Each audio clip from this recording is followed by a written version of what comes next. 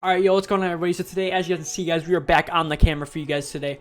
Today we're going to be doing a little bit of a different video for you guys today. I'm just going to be explaining the Xbox Series X, specs, about the upgraded specs from the Xbox One X, because these Xbox and PlayStation videos do really good on my channel, so I'm going to be explaining that right now. Guys, I actually did a PS5 video, so if you guys want to watch that first, link is in the description, guys.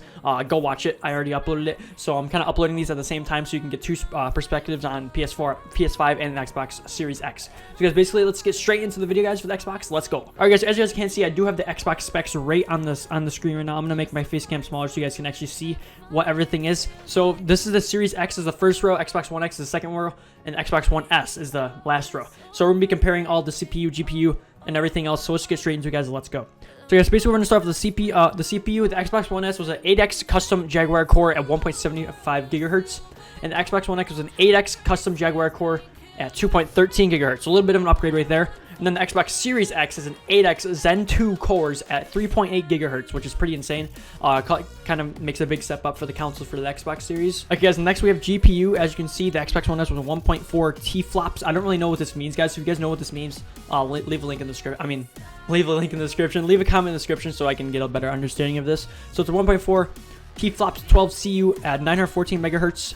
The Xbox One X was a 6 T-flops.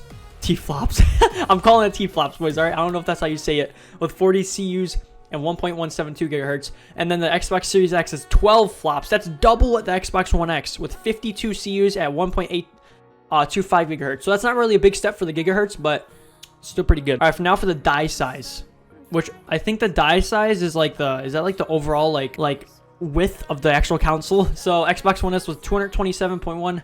Xbox One X was 366.94, and then the Xbox Series X was a 360.45. So it's a little bit smaller than the Xbox One X. And then we have memory, guys. As you can see, I'm gonna give you guys some memory details. So the Xbox One S was an 8 gigabyte DDR3 memory, which is not really that good. And then Xbox One X was a 12 gigabyte GDDR5, so that's pretty good upgrade. And then the Xbox Series X was a 16 gigabyte GDDR6, which is pretty good. Pretty big step up from the Xbox One X and S. All right, so now memory bandwidth, guys. As you can see, 68 gigabytes ESRAM at 219 for the Xbox One S, 326 gigabytes a second for Xbox One X, and a 10 gigabytes at 560 gigabytes a second. That's kind of insane, guys. That's a pretty big step up for Xbox Series X. All right, for now for the internal storage, guys, they do seem the same.